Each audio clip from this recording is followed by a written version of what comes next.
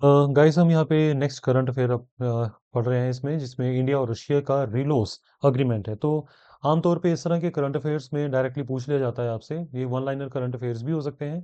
That recently रिलोस agreement किसके साथ हुआ है, तो आपको ये ध्यान रखना है, that is with the Russia. तो इसमें आपने ये चीज़ें ध्यान रखनी है।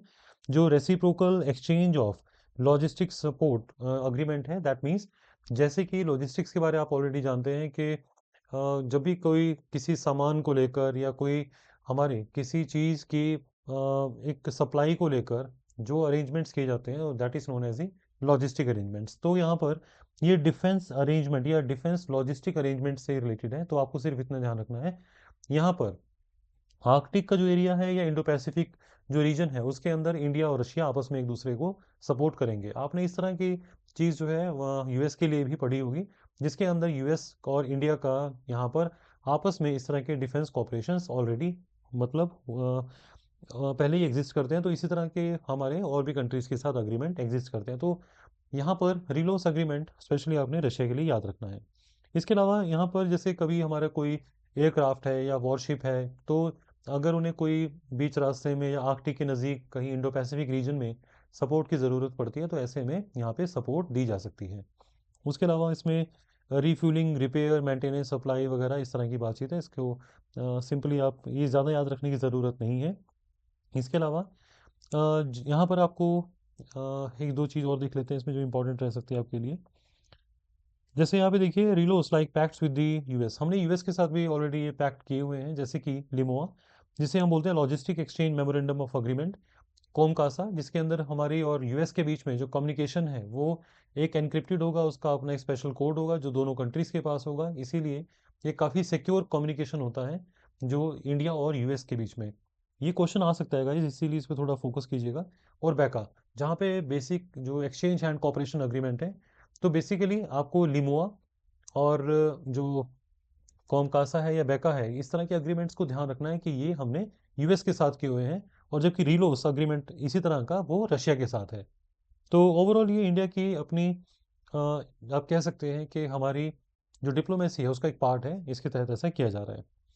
नेक्स्ट यहाँ पे न्यूज़ है about the Bharat taxi. Bharat taxi जो है उसके अंदर इंडिया में एक यानी कि पहली बार हम कोऑपरेटिव रन दे रहे हैं यहाँ पे, जो टैक्सी सर्विसेज हैं जिनको ऑपरेट कौन कर रहा है यहाँ पे, Sahkar taxi cooperative limited in Delhi from 2027। That means इसका यहाँ मतलब क्या है, जैसे कि आप जानती हैं कि इंडिया के अंदर जो ट्रांसपोर्ट सिस्टम को लेकर कई तरह के मॉडल्स जो हैं या कंपनीज वो ऑलरेडी वर्किंग हैं, जैसे कि ऊबर, ओला या रैपिडो।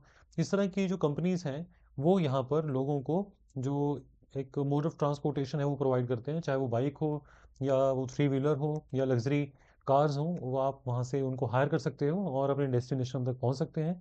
तो यहाँ अब इंडिया में इन्हीं को कॉम्पिटिट एक एज अ कॉम्पिटिशन या एज अ कॉम्पिटिटर इस समय पर इंडिया में एक नया जो वेंचर है वो यहाँ पर आने वाला है, और इसका नाम होगा भारत टैक्सी के नाम से। दैट मीन्स दिल्ली के अंदर ये स्टार्ट किया जाएगा और ये कोऑपरेटिव है। सबसे बड़ी बात यहाँ पे ये है, दैट मीन्स जो मान लीजिए कि दिल्ली के अंदर वहाँ पर 500 जो टैक्सी ड्राइवर्स हैं वो आपस में मिल जाते हैं, और वो आपस में मिलकर अपनी एक ऐप डेवलप करते हैं, और ऐप से वो आपस में जो भी उनका रेवेन्यू होगा, जो रेवेन्यू शेयरिंग होगी वो आपस में होगी उनकी।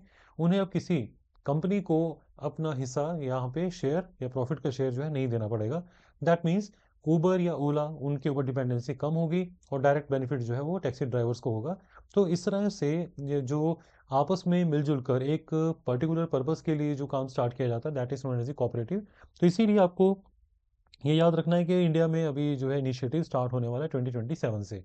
तो इसके अंदर अभी ज़ीरो कमीशन मॉडल रखा गया है, और यहाँ पे 100% जो पैसा है जो यहाँ जो मतलब यूज़र है वो पे करेगा, वो डायरेक्टली ड्राइवर्स को जाएगा।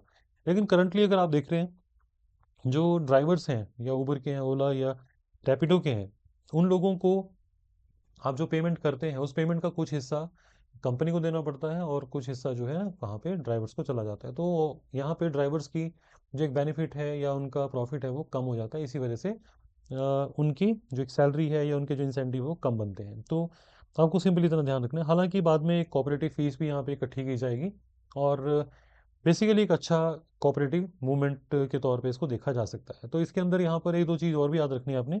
ये इनिशिएटिव आखिरकार है किसका, तो इसके अंदर हम देख रहे हैं यहाँ पे भारत एक्सी जो इनिशिएटिव है वो नेशनल ई गवर्नेंस डिवीजन जो कि गवर्नमेंट ऑफ इंडिया का है, एनईजीडी, और इसी तरह से डिजिटल इंडिया कॉरपोरेशन और ministry of electronics and information technology मेटी।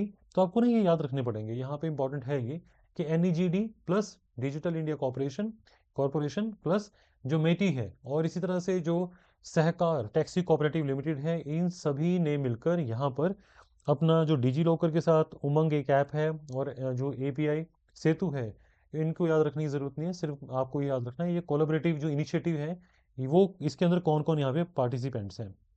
एक और भी चीज़ है, इसके अंदर नो सर्च प्राइसिंग रखी गई है। इसका मतलब क्या है? दैट मीन्स अगर कभी एक नॉर्मल सिचुएशन है तो ऐसे में जो प्राइसेस हैं वो फ्लक्चुएट नहीं करेंगे। हाँ, किसी दिन अगर फेस्टिवल है और टैक्सीज जो है वो बिजी हैं और वहाँ पर इजीली अवेलेबल नहीं है, तो ऐसे केसेस के अंदर यहाँ पर प्राइस जो है बढ़ सकता है। या कभी अगर जैसे कोई रेनी सीजन है या स्टॉमी सीजन है, तो ऐसे सिचुएशन में हो सकता है कि वहाँ पे जो प्राइस रेंज है वो आपको फ्लक्चुएट होती नजर आए। That is known as dynamic pricing उसको बोला जाता है। तो डायनेमिक का मतलब होता है जो चेंज होती रहे, यहाँ पे उसको कहा जाता है। इसके अलावा हम आगे बढ़ रहे हैं इसमें। अब यहाँ पे एक जो नेक्स्ट न्यूज़ है that is about the protection of an Aravalli hills.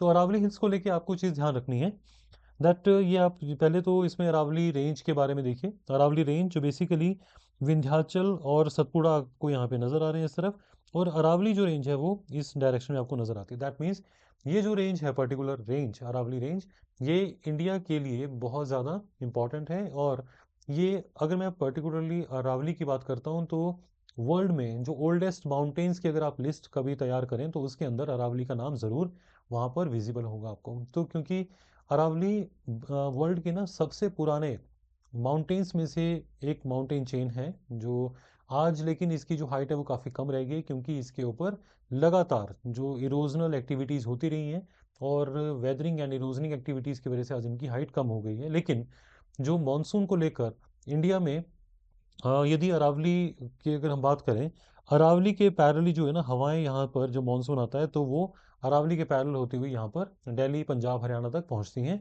तो ये अरेबियन सी ब्रांच इसको हम बोलते हैं इंडियन मानसून की। तो ये जो कंसेप्ट है बेसिकली हम लोग रीड करते हैं इसको ज्योग्राफी के अंदर। और अरावली के अंदर आपको एक चीज़ और याद रखें, यहाँ पर जो जैसे गुरु शिखर है दैट इज़ वेरी इंपॉर्टेंट। वहाँ पर एक हम कह सकते हैं कि सबसे ज़्यादा जो रेनफॉल है उस रीजन के अंदर होता है अरावली में।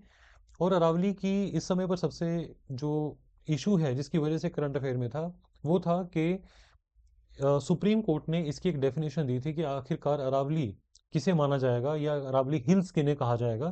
क्योंकि ये बहुत ज़रूरी है कि अगर आप किसी चीज़ को एक बार हिल डिक्लेयर कर देते हैं तो वहाँ पर उसके जो लैंडस्केप है उसको बचाने की जिम्मेदारी वहाँ की गवर्नमेंट की है।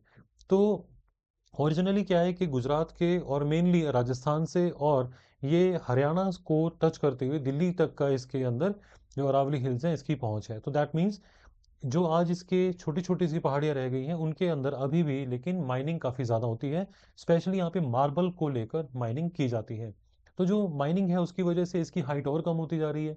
वहाँ पर बहुत ज़्यादा पॉल्यूशन होता है जिसकी वजह से वहाँ के जो लोकलाइट हैं उनको लगता है कि हमारे आसपास की जो सराउंडिंग है और हमारे जिन हिल्स के साथ सदियों पुराना एक रिलेशनशिप है, वो एक नेचुरल और एनवायरमेंटल पॉइंट ऑफ व्यू से जो रिलेशनशिप है वो कहीं ना कहीं वीक होना शुरू हो जाता है। तो इसीलिए यहाँ पर सुप्रीम कोर्ट के अंदर ऑलरेडी ना एक यहाँ पर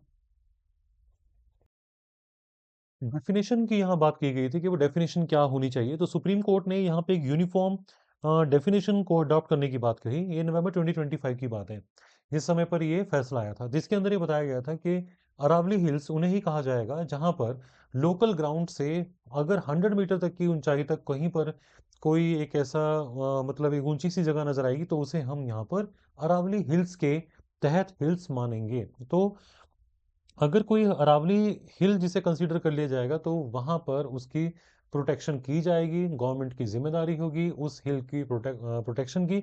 लेकिन प्रॉब्लम क्या है कि जो उससे कम हाइट की है, मान लीजिए कोई 95 मीटर की है, तो क्या उसकी प्रोटेक्शन नहीं की जाएगी, क्वेश्चन ये था। और साथ ही साथ यहाँ पर जो मार्बल को लेके माइनिंग है या और इलीगल माइनिंग चलती रहती है वहाँ पर, या कंस्ट्रक्शन एक्टिविटीज़ हैं, क्योंकि अगर कोई हिल है उसको एक स्टैचूटरी या कानूनी तौर पर उसको संरक्षण या प्रोटेक्ट किया गया है, तो यहाँ परमिशन लेनी पड़ती है आप किसी भी पर्सन को कि वहाँ घर बनाना है, कोई रिज़ॉर्ट तैयार करना है या कोई माइनिंग करनी है। तो क्या ऐसे में अगर किसी एक जगह की हाइट 95 मीटर होगी तो क्या वहाँ पर जो एक्टिविटीज़ हैं तो उसके लिए कोई परमिशन की ज़रूरत होगी या नहीं होगी? इस चीज़ को लेके लोगों ने वहाँ पर काफ़ी बड़े लेवल पर प्रोटेस्ट किया।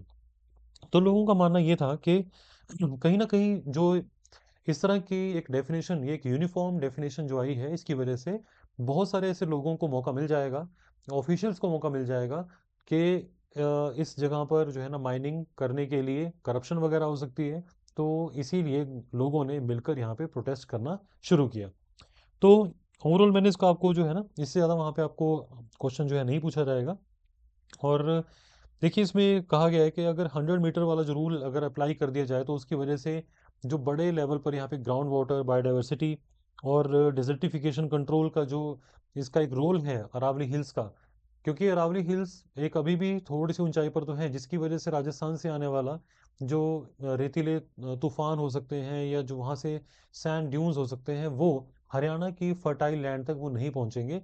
लेकिन अगर इनको हमने माइनिंग करते रहे वहाँ पर, इनको और ज़्यादा हमने डिस्टर्ब किया है इन पहाड़ियों को, तो हो सकता है इनकी हाइट इतनी कम रह जाए कि जो सैंड ड्यून्स राजस्थान से वो हरियाणा के फर्टाइल रीजन को अफेक्ट करना स्टार्ट कर दें। तो इसीलिए यहाँ पर लोगों ने बेसिकली लैंडस्केप लेवल जो रिस्टोरेशन है उसको यहाँ पे दोबारा से अपना इसके अंदर अपील करने की कोशिश की है सुप्रीम कोर्ट में कि दोबारा इसके अंदर सुनवाई की जाए। तो इसमें यहाँ पर अरावली हिल्स की चीज़ें बता दी गई हैं आपको। और क्योंकि सुप्रीम कोर्ट ने ना ऑलरेडी ये बैन किया हुआ है कि माइनिंग नहीं कर सकते आप ऐसे एरियाज में जो प्रोटेक्टेड एरियाज हों, इको सेंसिटिव जोन्स हों या टाइगर रिजर्व्स हों, वेटलैंड्स हों। और सिर्फ आप एटॉमिक मिनरल्स ऐसी जगह से जो निकाल सकते हो क्योंकि वो इंडिया के लिए ज़रूरी होते हैं और किसी भी कंट्री के लिए बहुत बड़ी असेट होते हैं। और या आप यहाँ पे क्रिटिकल एंड स्ट्रेटेजिक मिनरल्स को यहाँ पे डिडक्ट या उनको एक्सट्रैक्ट कर सकते हो।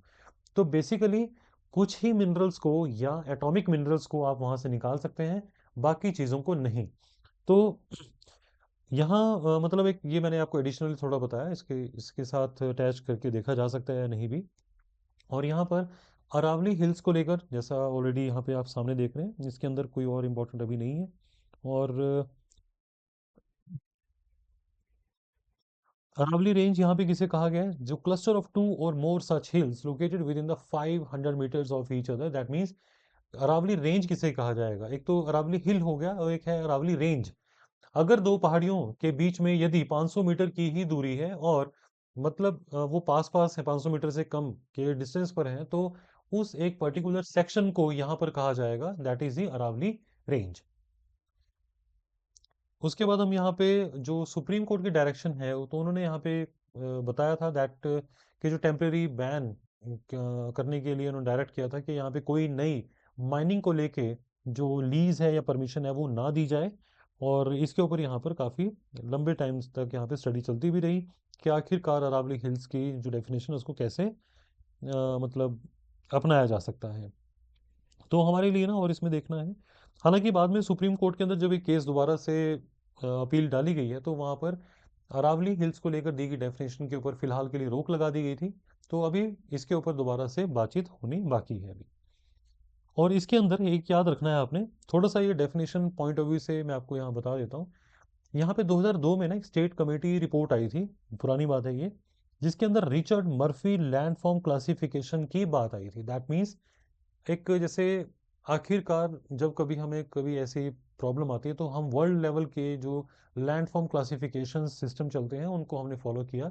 तो आपने इसमें थोड़ा ध्यान रख लीजिएगा कि अरावली हिल्स को जब डिफाइन किया जा रहा था सुप्रीम कोर्ट के द्वारा, तो उस समय पर जो 2002 की एक स्टेट कमेटी रिपोर्ट है उसको भी यहाँ पर सामने मतलब एक नज़र में रखा गया और जिसके अंदर उस स्टेट रिपोर्ट में रिचर्ड मर्फी लैंडफॉर्म क्लासिफिकेशन को यूज़ किया गया था, जिसके तहत जो इसको फॉलो करते हुए इस क्लासिफिकेशन को फॉलो करते हुए 100 मीटर जो एक ऊंचाई वाले एरियाज को ही हम यहाँ पर अरावली हिल्स का नाम देंगे। तो ये बात सामने आई थी यहाँ पे।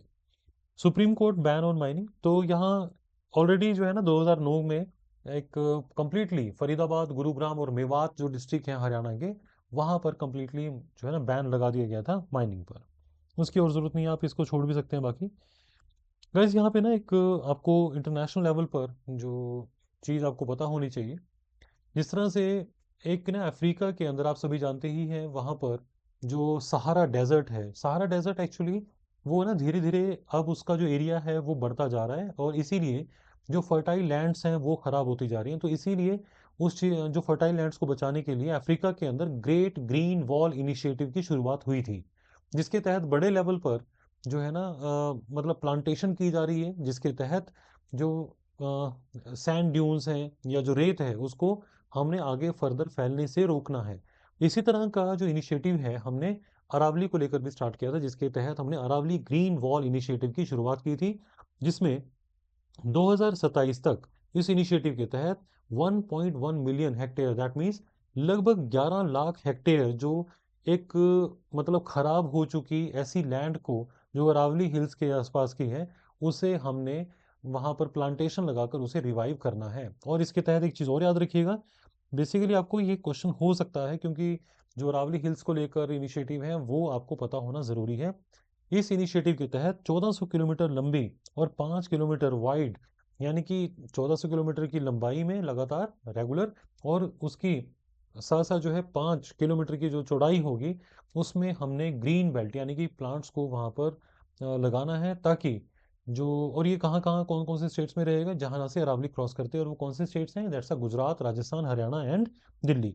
तो ओवरऑल यहाँ पर हमने इस तरह का एक जो अरावली ग्रीन वॉल इनिशिएटिव है उसको ये मतलब पूरा करना है, और 2027 तक का हमारा टारगेट है, मैंने बताया 11 लाख हेक्टेयर जो डिग्रेडेड लैंड है उसको हमने ठीक करना है। तो इससे होगा क्या, इससे एक तो जो सैंड या डस्ट स्टॉर्म्स हैं वो दिल्ली तक नहीं आ पाएंगे। दिल्ली ऑलरेडी एक बहुत बड़ा अर्बन एरिया है, और उसके अंदर इस अर्बन सेटलमेंट में जब इस तरह के जो जैसे सैंड या डस्ट स्टॉर्म्स की वजह से वहाँ पर एयर क्वालिटी है वो ख़राब हो जाती है, और वैसे भी विंटर्स के अंदर और भी परेशानी हो जाती है वहाँ पर। तो अगर हम सैंड ड्यून्स को या डस्ट स्टॉर्म्स को रिड्यूस कर देंगे, तो उनकी माइग्रेशन को रिड्यूस कर देंगे, तो उस वजह से यहाँ दिल्ली की या एनसीआर रीजन की एयर क्वालिटी इंप्रूव हो जाएगी। तो अरावली रेंज को लेके कुछ फैक्ट्स आपको पता होने चाहिए। लगभग ये अगर आप देखें ध्यान से तो 200 करोड़ साल पुराने जो ये मतलब अरावली हिल्स हैं, और प्री कैम्ब्रियन ईरा के हैं ये को अगर आप याद रख सकें तो अच्छी बात है। और ये ओल्डेस्ट माउंटेन सिस्टम्स को, अगर मैंने पहले बताया आपको, वर्ल्ड में अगर आप देखेंगे तो उनमें से ये इनका नंबर ज़रूर आएगा वहाँ पे, और ये ओल्डेस्ट हैं इंडिया के अंदर। तो आपने ये याद रखना है इसमें, अरावली दिल्ली ओरोजैनी बोलते हैं इसे, यानी कि अरावली गुजरात से लेकर दिल्ली तक के हैं, ओरोजैनी का मतलब होता है जहाँ पे माउंटेन्स बने हों। तो इस जगह पर मैंने आपको पहले बताया कि गुरु शिखर है, यहाँ पर गुरु शिखर जो है 1722 मीटर की ऊंचाई वाली सबसे ऊंची हिल है, यहाँ पीक है ये। तो माउंट आबू के नज़दीक है, आपने याद रखना है, इसकी हाइट भी आप ज़रूर याद रखें। माउंट आबू एक वो जगह है जो राजस्थान में है, और यहाँ पर आपने याद रखना है जैन मंदिर भी है यहाँ पर माउंट आबू में, दैट इज़ जो दिलवाड़ा के जैन टेम्पल्स बोलते हैं उन्हें, तो आप ज़रूर याद रखें इसे कल्चरल पॉइंट ऑफ व्यू से, दिलवाड़ा के जो जैन टेम्पल्स वो माउंट आबू के नज़दीक हैं। और यहाँ पर अगर इसकी टोटल जो चेक किया जाए इसकी लंबाई कितनी है अरावली हिल्स की, तो आपने याद रखना है गुजरात से दिल्ली तक ये 800 किलोमीटर है, राजस्थान हरियाणा को क्रॉस करता हुआ 800 किलोमीटर की इसकी पूरी लेंथ है। अरावली जो है एक तरह से नेचुरल बैरियर है जो थार डेजर्ट को नॉर्थ वेस्ट यानी कि पंजाब हरियाणा में फैलने से रोकते हैं, स्पेशली हरियाणा के लिए। और लेकिन इन जगहों पे कहीं जो है ना डिफोरेस्टेशन हो गई या डिग्रेडेशन हो गई, जिसकी वजह से बीच बीच में कहीं पर ये हिल्स में गैप आ गया है। इसी वजह से जो रेत है वो यहाँ पर मतलब राजस्थान के एरिया से होता हुआ वो फर्टाइल जो प्लेन एरियाज हैं वहाँ तक हरियाणा के पहुँच जाता है। उसके बाद अगर हम बात करें इस जगह पर, अगर हिल्स ये अगर जैसे अभी इनकी हाइट है तो इसकी वजह से जो रेनफॉल होता है तो यहाँ पर लगभग 50 to 70 सेंटीमीटर का रेनफॉल एनुअली यहाँ पर देखा जाता है, जिसकी वजह से इस जगह पर पानी की जो समस्या है वो कम हो जाती है। दैट मीन्स बारिश होती है तो वहाँ पे जो बारिश होगी तो उसकी वजह से नेचुरली जो वहाँ पर अंडरग्राउंड जो वाटर है वो रिचार्ज हो जाते हैं, जिसकी वजह से वहाँ के लोकलाइट्स को फ़ायदा होता है। लेकिन अगर हाइट और कम हो जाएगी तो उसकी वजह से यहाँ पर हो सकता है आने वाले टाइम में वाटर मैनेजमेंट को लेके प्रॉब्लम्स डेवलप हो जाए। नेक्स्ट न्यूज़ है यहाँ पे अबाउट दी PMLA 2002, यानी कि जो एक एक्ट है गाइस, ये मैं आपको पहले बता दूं, और ये एनफोर्समेंट डायरेक्टरेट के साथ हम इसको पढ़ते हैं। हालांकि ये जो टॉपिक है वो इंडियन पॉलिटी से एसोसिएटेड है, लेकिन आप इसके अंदर जो मेजर मेजर पॉइंट्स हैं उनको आप सिंपली यहाँ पे नोट डाउन कर सकते हैं। जैसे कि आपको इसमें ध्यान देना चाहिए, जो एक्ट है वो है क्या। सबसे पहले हम इस एक्ट को देखते हैं। इसको गाइस बोलते हैं that's a prevention of money laundering act, यानी कि जो धन शोधन होता है, धन शोधन का मतलब है, मान लीजिए कोई पर्सन है जिसके पास, लेट्स से एज्यूम करते हैं 100 करोड़ रुपीज़ हैं, और नॉर्मली होना ये चाहिए कि वो अपनी इनकम के ऊपर इंडियन गवर्नमेंट को इनकम टैक्स दे। लेकिन कई लोग क्या करते हैं, क्योंकि इनकम टैक्स तो ऐसे बनेगा मोर देन 30-35 करोड़ रुपीज़ बनेगा, 100 करोड़ की अगर इनकम किसी की है तो लोग क्या करते हैं, वो अपना जो ये पैसा बचाने के लिए वो किसी तरह से जो विदेश में, दैट मीन्स जो फॉरेन कंट्रीज़ हैं वहाँ पर एक शेल कंपनीज, यानी कि एक नकली कंपनी आप जिसको बोल सकते हैं, नाम की जो कंपनीज होती हैं उनको ओपन कर लेते हैं, और उन ओपन हुई कंपनीज के अंदर वहाँ से इंडिया में री इन्वेस्ट करते हैं। तो दैट मीन्स किसी, ये मतलब कई प्रकार के लूप होल्स का फ़ायदा उठाकर जो पैसा है उसको इस तरह से शो कर दिया जाएगा कि आपको सिर्फ जो है 4-5 करोड़ रुपीज़ 100 करोड़ में से देना होगा, और बाकी आप यहाँ पे टैक्स सेव कर लेते हो। So that is a kind of money laundering. तो इसके अंदर जो है ना, ये 2002 में एक एक्ट आया था, और ये लागू हुआ था 2005 में। तो आपने याद रखना है, गवर्नमेंट जब भी कोई ऐसे लोग होते हैं जिन जिन लोगों के ऊपर उन्हें शक हो कि मनी लॉन्ड्रिंग से जुड़ा हुआ मामला है, तो ऐसे में उन लोगों की जो प्रॉपर्टीज़ हैं उसको कन्फिस्केट, यानी कि जब्त किया जा सकता है। और जो, लेकिन उसी प्रॉपर्टी को जब्त करती है गवर्नमेंट जो उसने मनी लॉन्ड्रिंग से अर्न की हो या कमाई हो। और यहाँ पर ये काम करने के लिए कि मनी लॉन्ड्रिंग हो रही है या नहीं हो रही है, तो इस चीज़ के लिए इंडिया में एक एजेंसी है जिसका नाम आपने यूजुअली सुना होगा, that is the enforcement agency, जिसे यहाँ पर प्रवर्तन निदेशालय भी कहा जाता है, हिंदी में प्रवर्तन निदेशालय। और यहाँ जो है ना, ये ईडी जिसको आपने सुना होगा, एनफोर्समेंट जो डायरेक्टरेट है, वो ईडी जो है ना वो इन्वेस्टिगेट करती है ऐसे केसेस में, और अगर उन्हें कोई कहीं पे शक होता है तो वो ऐसी प्रॉपर्टी को अटैच कर देती है। अटैच करने का मतलब होता है कि कोई पर्सन उसको बेच नहीं पाएगा, और वो गवर्नमेंट के साथ अभी अटैच हो जाती है। और कन्फिस्केट करने का मतलब है उसको जब्त कर लेना, और इसी तरह से जिस पर्सन ने ये काम किया उसको प्रोसिक्यूट किया जाता है। तो ओवरऑल यहाँ पे ईडी का काम किससे जुड़ा हुआ है, that is related to the prevention of money laundering act की जो एक पालना करना है, उसको एग्जीक्यूट करना, इंप्लीमेंट करने से जुड़ा हुआ है।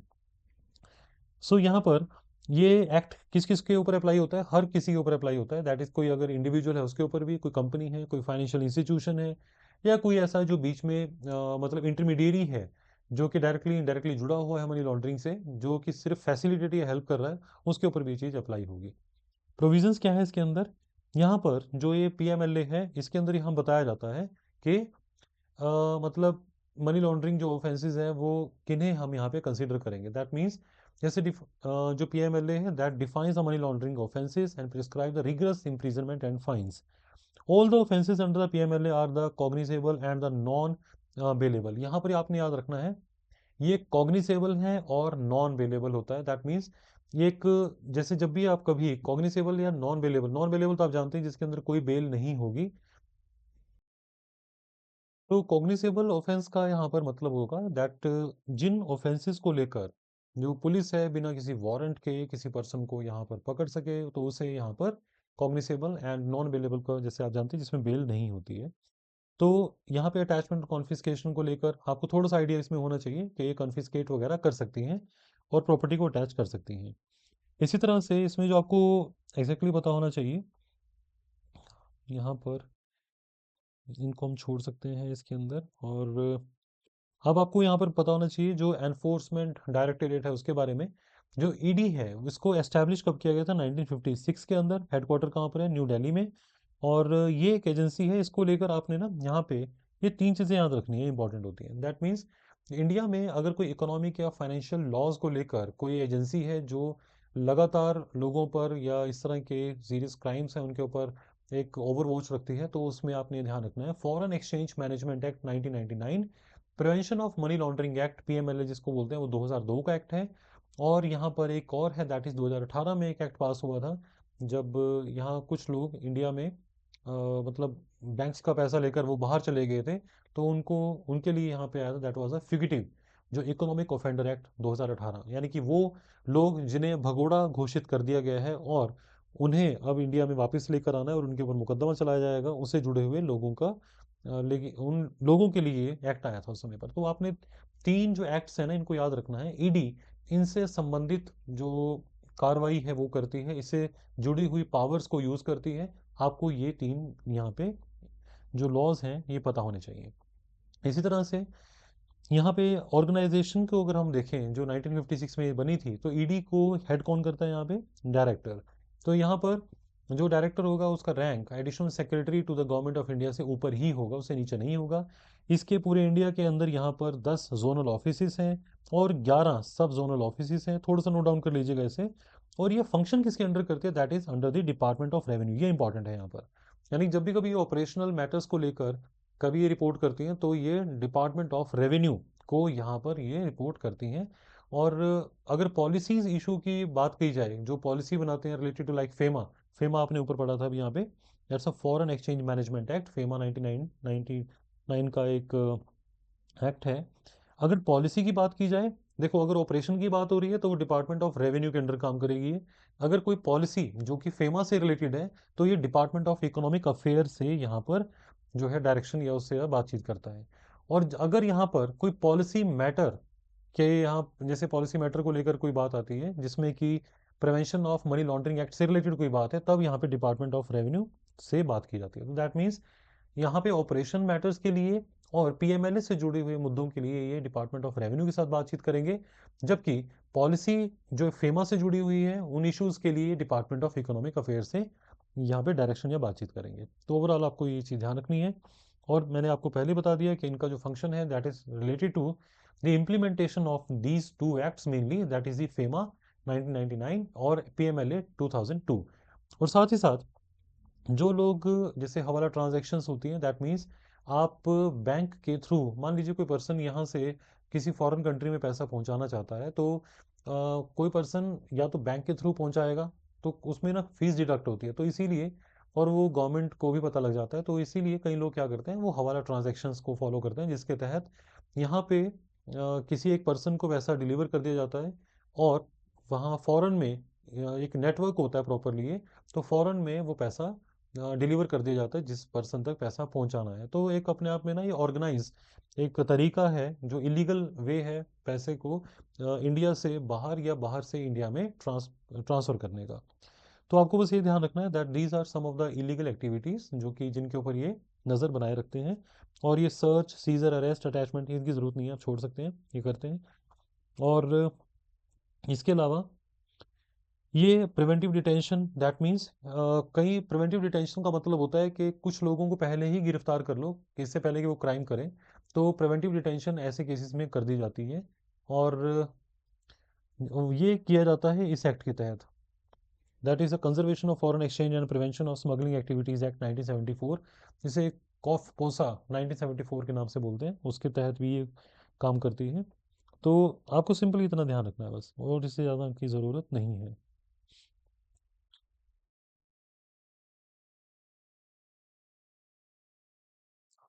जलीकट्टू नेक्स्ट, यहाँ पे करंट अफेयर हम पढ़ रहे हैं जलीकट्टू के बारे में। तो जलीकट्टू क्या है? तमिलनाडु ने अभी एक इशू किया था दैट जलीकट्टू, पहले सबसे पहले पता होना चाहिए आपको, इसको जो है ना दैट इज सी मतलब इसका एक ये ट्रेडिशनल बुल टेमिंग का मतलब होता है जहाँ पर जो बुल्स हैं उनके ना सींग पर एक जैसे छोटी सी थैली या एक घंटी बांधनी होती है। और एक तरह से एक काफ़ी ज़्यादा एक जिसको कह सकते हैं एनिमल्स से जुड़ा हुआ एक एडवेंचरस एक स्पोर्ट्स की तरह इसको देखा जाता है तमिलनाडु में। और इराथू जुविथल इस नाम से इसको वहाँ पे ट्रेडिशनली जाना जाता है। और यहाँ पर पोंगल जो हार्वेस्ट फेस्टिवल है ना, उस समय पर इस त्योहार को मनाया जाता है। ठीक है, तो यहाँ पे पोंगल को लेकर भी, पोंगल के बारे में जैसे मट्टू पोंगल है उसके अंदर इसको परफॉर्म किया जाता है। तो जली का मतलब होता है कॉइन्स कॉइन्स, और कट्टू का मतलब होता है टाई। तो दैट मीन्स जब यहाँ पर जो पर्सन है वो बुल्स के सींगों पर कोई एक ऐसी थैली जिसके अंदर कॉइन्स होते हैं वो बांध देता है वहां पर, तो उस स्पोर्ट का नाम हम बोलते हैं दैट्स जली कट्टू। तो ये क्वेश्चन है डायरेक्टली पूछा भी जा चुका है पहले, स्टेट सर्विसेज में देखा गया है ये, कि जलीकट्टू सिंपली पूछा गया था कि किस स्टेट से जुड़ा हुआ एक इस तरह का एक एडवेंचरस स्पोर्ट है, तो आपको ये पता होना चाहिए। तो स्पोर्ट्स की कैटेगरी में तो नहीं डालते हैं वैसे डायरेक्टली, बट फिर भी चलो लोकलाइट्स या एक लोकल ट्रेडिशन के लिए इस तरह का खेल है तो इसीलिए उसमें ये आ जाता है। तो ये 2000 साल पुराना ट्रेडिशन है, और जो अय्यर या अय्यर कम्युनिटी है उनके साथ जुड़ा हुआ है ये। और इसके अंदर हालांकि इससे बहुत पहले जो है ना एक तरीके से चेक किया जाता था कि जो सूटेबल ब्राइड ग्रूम है उसको चूज़ किया जाता था इस खेल के थ्रू। और 1500 साल पुरानी जो केव पेंटिंग्स हैं मदुरई में या इंडस वैली जो सील है उनके अंदर भी इस ट्रेडिशन को कहीं ना कहीं पाया गया है। तो बेसिकली ये तमिलनाडु के मदुरई, तिरुचिरापल्ली, थेनी या जो डिंडीगुल इन जगहों पर या पुदुकोट्टई इन जगहों पर इसको देखा जाता है। लेकिन आपको ये जगह याद नहीं करनी है, simply you need to remember that it this particular sport is associated with the Tamil Nadu. और इस तरह के ना जो बाकी जो स्टेट्स हैं वहाँ पर भी ऐसी चीज़ें जो है ना ऑब्जर्व की जाती हैं, लेकिन वहाँ पर एनिमल अलग अलग होते हैं। कई जगह पे बफलो यूज़ की जाती हैं, कहीं पर कुछ और एनिमल्स को यूज़ किया जाता है। तो आपको जब भी कभी इस तरह की कोई एनिमल से जुड़ी हुई कोई इस तरह की एक्टिविटीज़ कभी आपको पढ़ने को मिलती है तो आपने ज़रूर उस जगह को याद रखना है। सो बेसिकली यहाँ पर अब प्रॉब्लम क्या है कि जो एनिमल वेलफेयर से जुड़े हुए लोग हैं, एनजीओज हैं, वो मानते हैं कि जो बुल्स हैं इनको ना परेशान किया जाता है, इनको कुछ दिन पहले ही खाना वगैरह नहीं दिया जाता है जिससे ये परेशान हो जाते हैं, और उस एक इरिटेटेड बिहेवियर की वजह से बहुत ज़्यादा वायलेंट हो जाते हैं। और इसीलिए इस एक पर्टिकुलर स्पोर्ट के अंदर यहाँ पर जो पर्सन है जो प्ले कर रहा है वहाँ पे उसके लिए काफ़ी चैलेंजिंग हो जाता है ऐसे ही इरिटेटेड एक एनिमल को टैकल करना, उसको हैंडल करना। तो एनिमल वेलफेयर से जुड़े हुए जो एनजीओ हैं उनका मानना है कि हम अपने एक एडवेंचर के लिए, अपने एक फन के लिए यहाँ पर एनिमल्स को परेशान कर रहे हैं, जो कि गलत है। तो इसीलिए इसको लेके बहुत पहले से सुप्रीम कोर्ट में केसेस भी जो हैं चल रहे हैं। तो सुप्रीम कोर्ट ने यहाँ पर ऐसे कुछ स्पोर्ट्स को लेकर किसी तरह की जो डायरेक्शंस हैं वो टाइम टू टाइम पास करते हैं। तो आपको वो चीज़ें उसमें नहीं जाना, सिंपली आपको पता होना चाहिए जलीकट्टू कहाँ से जुड़ा हुआ एक स्पोर्ट है। तो आपको बस इतना एनफ है इसमें। इसी तरह से जो कंबाला है जो आप यहाँ पे देख रहे हैं, कंबाला जैसे जलगट्टू देखा आपने, कंबाला में आप ध्यान देखें तो एक ट्रेडिशनल बफलो रेस होती है जो कि कर्नाटका के अंदर अगर हम देखें नवंबर टू मार्च के बीच में ये ऑब्जर्व की जाती है। तो आपको ये पता होना चाहिए, कंबाला से आप के से कंबाला एंड के से कर्नाटका याद रख सकते हैं, लेकिन ये बफलो है और जलीकट्टू के अंदर जो है बुल टेमिंग स्पोर्ट है ये। तो इस स्पोर्ट्स के थोड़ा सा आपको ध्यान रखना है। नेक्स्ट न्यूज़ है यहाँ पे about the India Ethiopia relationship, जिसके तहत जो प्राइम मिनिस्टर हैं उन्होंने जॉर्डन, फिर इथोपिया और ओमान इन तीन नेशंस को यहाँ पे विजिट किया। तो इसके अंदर अभी हमने सिर्फ ये देखना है कि यहाँ ना आपको एक चीज़ ध्यान रखनी है, जब भी हमारे प्राइम मिनिस्टर को कोई कंट्री एक हाईएस्ट वहाँ का सिविलियन ऑनर या कोई अवार्ड देती है तो आपने उसको ज़रूर याद रखना है। और आप इनकी ना एक सेपरेट लिस्ट भी तैयार कर सकते हैं, क्योंकि जो हमारे प्राइम मिनिस्टर हैं उनको कई कंट्रीज़ ने कई जो है ना सिविलियन ऑनर्स दिए हैं, तो आपको ना वो पता होना चाहिए। जैसे ब्लू कॉलर अवार्ड किसने दिया, तो आपको वहाँ पे ना एक मैचिंग के अंदर क्वेश्चंस आ जाते हैं, तो उनके आपने याद रखने हैं। तो ग्रैंड कॉलर या ब्लू कॉलर इस तरह से जो बहुत सारे इस तरह के अवार्ड्स हैं। जैसे इस यहाँ पे इथोपिया ने दिया है, दैट्स द ग्रेट ऑनर निशान ऑफ इथोपिया। तो अगर इथोपिया की अगर बात की जाए, लैंड लॉक कंट्री है जो कि अफ्रीका के अंदर है। पहले हम इसको देख लेते हैं यहाँ पे। आप यहाँ पे अफ्रीका को इस समय पर ऑब्जर्व कर रहे हैं और जो अफ्रीकन मैप है, और ईस्ट अफ्रीका को देख रहे हैं हम यहाँ पर। तो इसमें इथोपिया देखिए, यहाँ इथोपिया जो है ना ये रहा यहाँ पे इथोपिया, जो कि लैंड लॉक्ड है। दैट मीन्स ये जो बाकी आप जगह देख रहे हैं जहाँ मैं थोड़ा ये इस तरह से मार्क कर रहा हूँ, ये सारा का सारा जो येलोइश बाकी आप सेपरेट देख रहे हैं दैट इज़ वाटर। और ये यहाँ पर इंडियन ओशन है। तो दैट मीन्स इथोपिया जो है ना एक लैंड लॉक्ड कंट्री है, यानी कि इसको कोस्ट जो है वो टच ये नहीं करती। तो आपको इसमें क्या ध्यान देना है, एक लैंड लॉक्ड कंट्री है। इसके अलावा यहाँ पर इसकी जो अदिस अबाबा जो इसकी यहाँ पे कैपिटल है, और इसके आसपास की जो कंट्रीज हैं अगर ध्यान से देखें, Eritrea that's Djibouti, Somalia, Kenya, south Sudan and Sudan. तो दैट मीन्स यहाँ पे अगर आप ध्यान से देखेंगे सोमालिया के साथ टच करता है ये, इसी तरह से जिबूती के साथ, एरिट्रिया, सूडान, केन्या, यहाँ पर ये जो है टच करता है। तो आपको बस ये थोड़ा, वैसे तो इतने यहाँ पे डीप क्वेश्चन नहीं आते हैं, लेकिन फिर भी मैप पॉइंट ऑफ व्यू से चीज़ें पूछी जा सकती हैं। इथोपियन हाईलैंड्स यहाँ पे काफ़ी फेमस हैं गाइस, और इथोपियन हाईलैंड्स को थोड़ा आप ध्यान से मतलब रखिएगा इसमें। और यहाँ पे और आपको जो क्वेश्चन हो सकता है, यहाँ पर ग्रेट एक रिफ्ट वैली है ये, ऑल्दो आप ज्योग्राफी के अंदर इसको पढ़ते भी हैं, ग्रेट रिफ्ट वैली को। और इसमें यहाँ से जो है ना एक मेजर रिवर सिस्टम, जैसे ब्लू नील यानी कि जो ब्लू नाइल जो एक रिवर है, अबे बोलते हैं इसे यहाँ पे। और यहाँ पे ना एक आपने एक और चीज़ याद रखनी है, that's a Danakil depression. Danakil depression जो है ना एक लो पॉइंट है काफ़ी ज़्यादा। आप सिंपली याद रखिएगा दैट इस जगह पर दानाकिल डिप्रेशन है, और ये इंपॉर्टेंट है हमारे लिए। ये one of the hottest and the lowest region on earth है, दानाकिल डिप्रेशन, तो that is in the Ethiopia.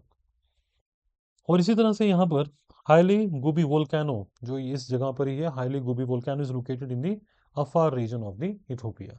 तो आपने ये कुछ नाम हैं, क्योंकि हमारे जो प्राइम मिनिस्टर हैं उन्होंने विजिट किया है, तो इसीलिए आपको उस कंट्री के बारे में थोड़ी सी इंफॉर्मेशन अगर आप कलेक्ट कर लेंगे तो ठीक रहेगा। सो गाइज, इस सेशन के लिए यहाँ पे इतने करंट अफेयर्स एनफ हैं। तो अगेन, जैसा मैंने आपको बताया कि जिन पॉइंट्स को लेकर आपको क्लैरिटी होनी चाहिए, और जितनी लेवल तक की क्लैरिटी होनी चाहिए उतना ही आप वहाँ पे उसको कलेक्ट करें, और बाकी इन्फॉर्मेशन को आप इग्नोर कर सकते हैं। जो पुरानी इस तरह की इन्फॉर्मेशन आपने ऑलरेडी कलेक्ट की है, लिखी है, उसको आप रिवाइज करें। इससे जो है ना आपको बेनिफिट होगा बाद में। और साथ ही साथ रेगुलरली आप जो है न्यूज़पेपर को, बेशक उसके अंदर आप एक सिंपल रीडिंग ले लें, लेकिन आप वो ये एक्टिविटी ज़रूर करें। इससे आपको फ्यूचर में जो करंट अफेयर्स आप कभी भी पढ़ रहे होंगे तो आपको एक कनेक्टिविटी डेवलप हो जाएगी। तो जो भी नई स्कीम्स लॉन्च होती हैं, जो पुरानी हो चुकी हैं, उनके अंदर क्या चेंजेस आ रहे हैं, या गवर्नमेंट के जो न्यू इनिशिएटिव्स हैं उनके टारगेट्स क्या हैं, वो ज़रूर याद रखें आप। Okay, thank you so much.